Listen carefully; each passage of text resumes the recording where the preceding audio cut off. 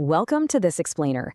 Settle in, get comfortable, and let's just take a beat to explore the subtle, kind of fascinating mechanics of our language. Today, we're zeroing in on a pair of deceivingly similar words that both describe the future, upcoming and forthcoming. We're going to untangle these two terms, explore exactly where they overlap, and discover where they diverge so you can use them with absolute confidence in your everyday professional and personal communication.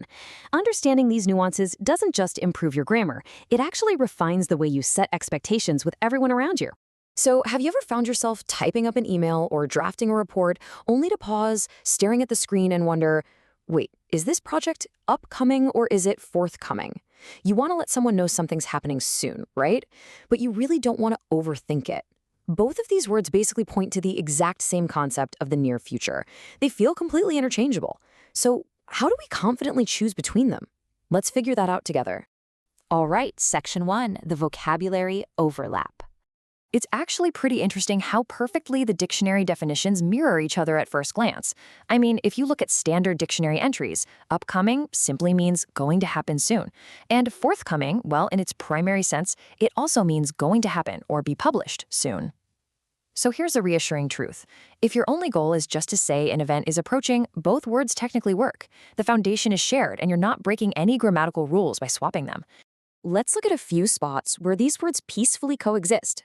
Think about, concerts and festivals, a presidential election, maybe an important board meeting. You can absolutely have an upcoming election or a forthcoming election. But the tone does shift just a little depending on your choice. And this is where professional communication really thrives. Upcoming feels beautifully neutral and straightforward. It's an everyday, accessible word. Forthcoming, on the other hand, carries a bit of formal weight. It elevates the register of the sentence, making it sound just a touch more official or serious. Moving on to Section 2, unpacking upcoming. So upcoming is an adjective we use specifically for scheduled events or situations in the near future. It's basically your reliable go-to word for events that have a locked-in, scheduled place and time, usually things that are weeks or maybe months away. You talk about an upcoming family trip to a theme park, the upcoming school year, or an upcoming spring fashion line. It just means it's on the calendar, it's concrete, and it's steadily approaching. There's a real sense of certainty baked into this word. Now, let's take a quick, fascinating detour into the etymology here, because words evolve in such beautiful, unpredictable ways.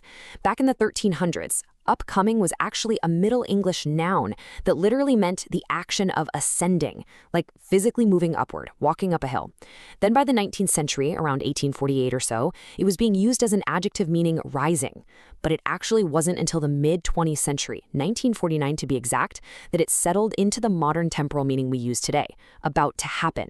It literally shifted from physical space right into the abstract dimension of time.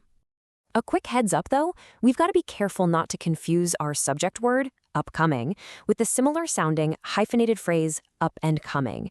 Up and coming doesn't describe when something is happening, it describes potential. It means someone or something is promising, likely to become successful. So you might talk about an up-and-coming band releasing their upcoming album. They sound almost identical to the ear, but their functions in a sentence are entirely different. Which brings us to Section 3, the many faces of forthcoming. If upcoming is the reliable, straightforward calendar word, forthcoming is kind of the more complex, multi-layered rule breaker of the two. It actually has 3 distinct layers of meaning.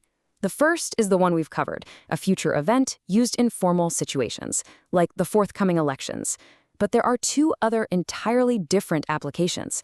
It can mean available when needed, which we usually apply to objects or aid, or it can mean willing to share, applied to information and communication.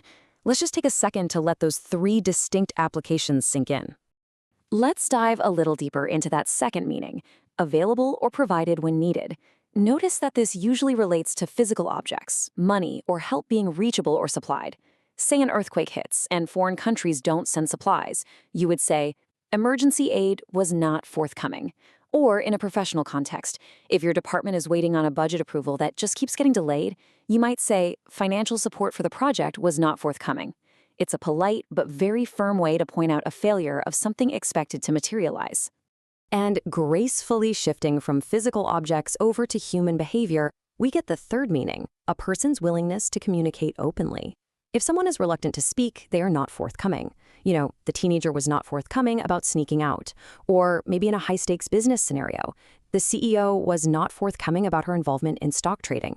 It is a wonderfully professional, diplomatic way to say someone is withholding the truth or dodging a question without actually calling them a liar outright. It's strategic diplomacy in a single word. Moving on to Section 4, Academic and Formal Usage. There's one highly specific arena where the word forthcoming absolutely dominates, and that is the structured world of academic research and publishing. In academia, when you cite a forthcoming work, you are guaranteeing that a journal article or a book has been officially accepted for publication. It just hasn't hit the printing press or the website yet. It firmly distinguishes a work that's passed rigorous peer review from a mere unpublished manuscript just sitting on an author's desk somewhere. It's an ironclad promise of imminent publication. If you're writing a research paper using APA format, this forthcoming status translates onto the page in a very specific way. Instead of dropping a publication year in parentheses after the author's name, you use the exact phrase in press. So you'd format it as Martinez J. in press. It's a precise, standardized signal to your reader that this research is cutting edge, officially approved, and on its way to the public, even if the final page numbers aren't known quite yet. And finally, Section 5, choosing the right word. To wrap up our explainer today, there is a perfect, wonderfully uncluttered analogy drawn from our sources to help you remember exactly when to use which word. Think of it like this. Upcoming things are in the diary. Forthcoming things are in the pipeline. If it's an event with a date, a party, a meeting, a vacation, it is upcoming. It's in the diary. But if it's a product, a publication, a piece of aid or information that needs to travel through a process to reach you, it is forthcoming. It's in the pipeline. It really is just that simple. Language is just a beautifully precise tool when we take the time to understand its nuances. Using the right word doesn't just show off good grammar, it ensures your message lands with exactly the clarity and professional weight you intend.